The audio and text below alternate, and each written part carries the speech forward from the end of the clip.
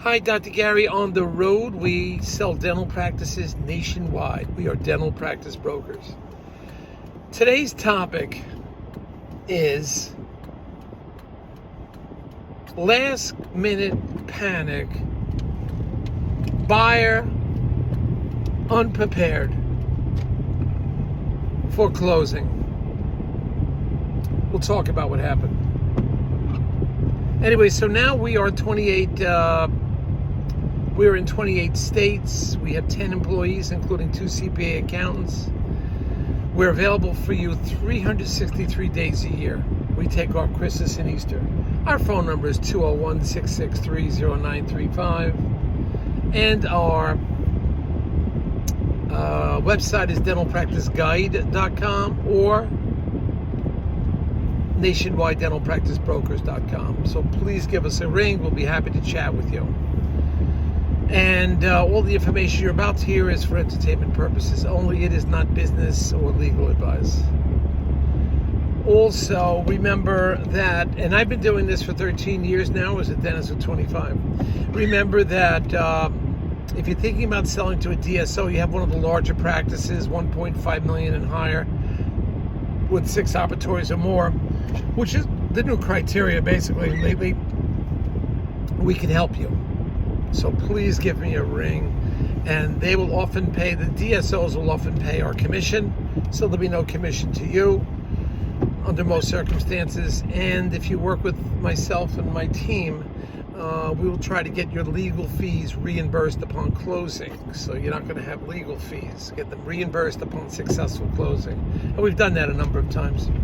Anyway, so now this buyer is not prepared. It's like, I can't believe it, what's going on. This is the worst of the circumstances to be in. The buyer's attorney doesn't want to talk to me because he thinks I'm too aggressive, and he's not a dental attorney. Seller's attorney is not a dental attorney. She doesn't talk to me. There is no bank involved, so there's nobody monitoring this. They're going on the hope and the whim that the 2 non-dental attorneys know what they're doing. And it doesn't look like they do, according, I'm sure they're great attorneys, but in this circumstance, I don't think they've done dental deals before. So nobody's talking to me, and they say they have the closing coming up in like a week and a half. And I'm saying, and I'm trying to talk to the seller, said, "Now you set with everything?" They said, "We're just waiting for the last bit of credentialing for the buyer." I'm like, he doesn't have his license yet? I said, what are you talking about? He said, well, he is licensed to practice in the state, but he can't technically own his own office, technically. Now, there's no bank involved, mind you. So this is like a crazy situation. They're hoping that everything's going to come through last minute from the state for his licensing credential. There's some kind of law in this state that you can work as a dentist as long as there's another dentist on the premises and you have a degree and so forth. So this is just crazy. Excuse me a minute.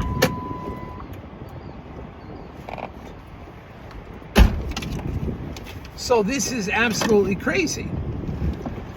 They're trying to close in a week and they're not ready. And everybody's like, oh, well, yeah, we think we got it together. It's like, what? Now, this is what happens when you cut out the broker. Now, I've done this hundreds of times, all right? And I have been doing this for 13 years. I think I've learned a few things along the way, perhaps. I don't know. And this is like the blind leading the blind. It is so crazy what they're doing. Broker is involved in every single aspect. That's what we do. We don't just bring the lead and disappear. We get involved in the activity for that day and what's going on. And all along, we don't stop until the deal closes.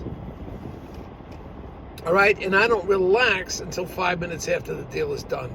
That's when I relax. So I monitor everything. But this is a situation where there's no bank, so there's nobody watching the deal. So the buyer's paying cash, a non-dental attorney for the seller, a terrible non-dental attorney for the buyer who doesn't want to speak to me and just says I'm too aggressive, and I'm unable to watch the moving parts. And now I find out this issue with licensing and credentialing. And of course, there's some obscure law in this state that you can practice, but but it has to be another dentist in the. If you practice in the state for such a period of time and you have a valid dental degree, and you're giving some kind of, I think they have some kind of temporary agreement or whatever. I don't know exactly what it is, but I would have been on top of this, and nobody's monitoring. You've got to have somebody monitoring these deals all the time. That's how it works. Somebody has to be monitoring. That's what we do as a broker. We're involved in this. And then they're trying to close at the last day of the month. Another mistake, because they think it's easier for the rent. It's like it doesn't matter. You could prorate the rent, prorate all the utilities. It doesn't make it any more convenient that you think you're going to close on the end of the month. I hear this from buyers all the time. And when you try to close on a specific day, it's hard. I'm telling them you should be closing a few days ahead of time. If you want to close on the 30th, then try to close on like the 28th, because you could default to the 30th in this way. So I'm trying to get through to them, and it's so difficult. You have to understand the role of the broker, because I've been doing this so long. I foresee problems and things that may be happening. And this is a situation, it's like a frigging nightmare. I don't know what's going to happen, and they're hoping the state licensure comes through. It's hoping. It's Thursday. It's going to be 8 days from now. Who's to say the state's going to come through? So you need the broker involved in every moving part. Whoever you choose as a broker, they have to be intimately involved. In touch with the bank, if there is one. In touch with the buyer's attorney, the seller's attorney, the buyer, the seller, the landlord attorney, if so need be.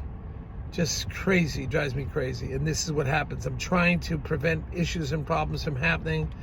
If you have a targeted date, you have to be prepared for that date. There's things you must institute now to get to that date. I don't know if this is going to happen. We'll see. Well, thank you for tuning in. We have a lot of new information coming in. Please hit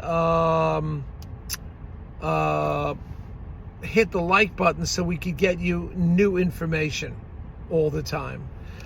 We have extra, I think we're up to 316, 317 YouTubes. I've been told I have more YouTube videos on dental practice sales and transitions and buying a dental practice, more than anyone in the country. We hope you find it helpful. Now, those of you that are getting the, every month we send out the new practices for sale. You should be getting that every month. So please let us know if you're not getting it. But it should be going out every single month. I think, 4 to 6 weeks. But we're always getting new ones. So please pay attention to that. It may go to your spam mail. So be careful of that too. And if you're not getting them and you have signed your non-disclosure agreement, call us up and let us know. Maybe something slipped by, or maybe our email blast goes to your spam or something, because we have 855, I think, buyers now. We try to get this new list out every 4 to 6 weeks. All right. Thank you for listening. Hit the like button if you like what you hear, so you'll hear some more. Bye now. Thank you.